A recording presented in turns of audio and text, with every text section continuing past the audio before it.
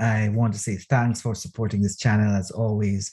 And remember to like and subscribe. And I would say share the content. And as we move to think about virtual spaces, I want us to think about the online teaching persona.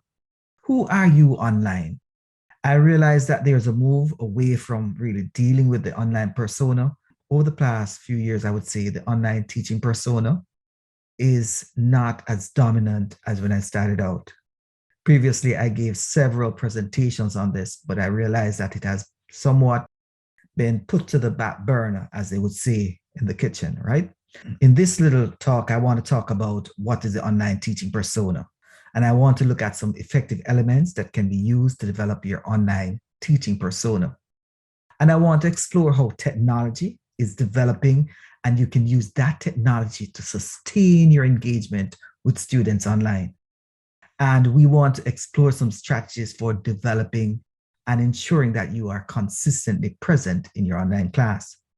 Now, I want to take a step back, and I want you to consider a few things that happened in your past. I want you to consider for a moment that teacher who got you interested in that subject. And I hope you're thinking about that teacher.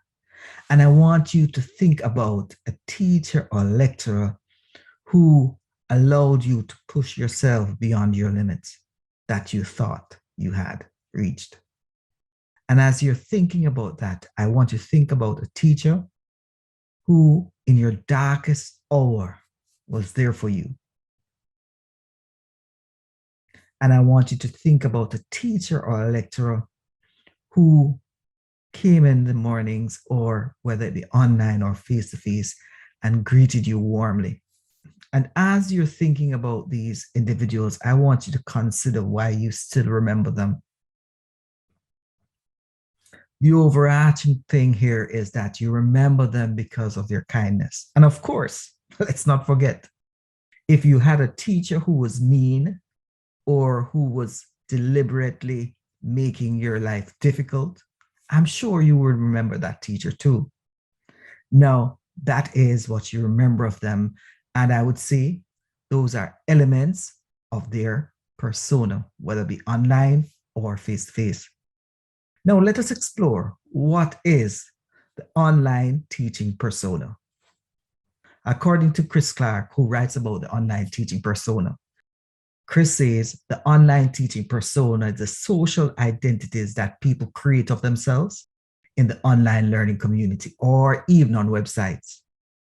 They imagine themselves as being a person or creation online, and they do as it relates to their posts, their blogs, their tweets, their discussions. Now, you might say, I am myself as in my face-to-face session as well as on my online session. No, I want to put this. If you go to a wedding, you behave a certain way, right? And if you go into another environment, you might behave another way.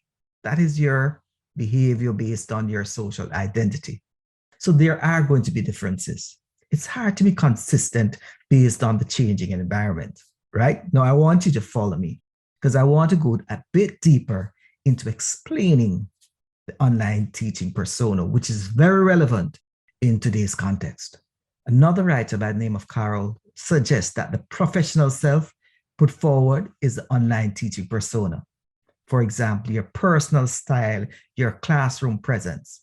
And in some cases, you might want to mask your personality behind that online teaching zone that you're working in.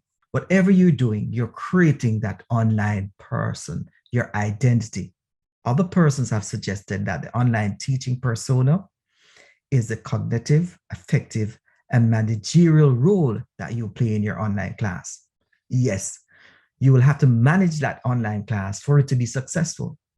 And if you do not manage it, students will complain and they'll talk about how you created these problems in your classroom.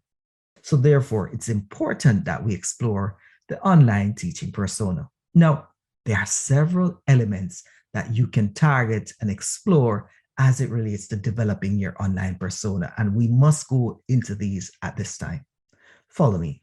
There are some researchers who have indicated that there are three dominant areas as it relates to the online teaching persona. There's a need to create social presence.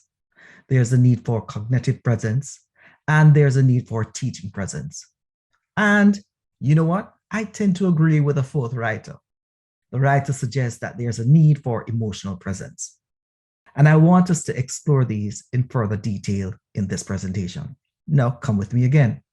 Now, social presence is important because when you are displaying your social presence in that online environment, you're suggesting to participants that you are a person, you are real, and you're full of life. You're able to communicate in that medium, and you're able to make connections and have rapport with individuals who are in that group. Now, the cognitive presence is important. And this talks about you engaging individuals to learn. They're able to construct meaning of what is taking place by sustained communication. Now, teaching presence. Teaching presence, the design and facilitation of that course would suggest that you are knowledgeable and you are aware of your content. So therefore, you're showing your ability to convey and be an instrument of facilitating teaching and learning. Emotional presence is important because teachers and learners are able to address individuals who might be going through some sort of issues in that class. Let's look at COVID-19. During COVID-19, many lecturers had to employ emotional presence to ensure that students were engaged. Many times students wanted help. They had nowhere to go. The teacher, the lecturer, and the individual who was the main point of contact would be the one they went to. Emotional presence is important because you know what? If someone is not feeling safe and not having a sense of belonging in that class based on the context or whatever is happening in our society, that might be an issue for concern because emotional presence suggests that we are looking also at things that are external and internal to that online class. Now, having said this, I believe, and I'll consistently articulate for social presence, cognitive presence, teaching presence, and of course, emotional presence. Never forget that one. Now, you might ask, how do I develop and sustain my online persona? I want to say that the building of an online persona starts when you're developing your course. You have to develop that content to ensure that individuals who are taking your course know that you are the master of your art. And that is teaching as it relates to teaching. Yes. And of course, you start off by building your content to ensure that you are addressing all the learners in your class. So the content must be set in such a way that it can be accessed. So you're showing them that you care about them. You're proactive. And of course, you can build social presence by ensuring that you have a welcoming message to students before they land into your class. Why not let them know you care about them by sending an email 2 weeks before the class starts? Of course, announcements. You can't underestimate announcements. Announcements can be words of encouragement, can be words of direction, guidance, and can also be a pathway to provide students with additional information regarding what is required for their success. I've always used these phrases in my messages during my teaching time online. Your success is always my success. And that's what I say to my students. Always use a little humor.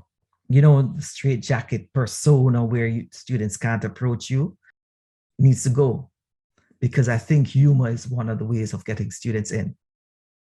And of course, into your zone. Always update students and do check-ins because I think it's important, especially students who might not be checking into your class at a regular time. And of course, let them know something about you. If you are a real person, share some photographs and interact in that space. So I think you can set social presence by using some of these ideas that I presented because it's important.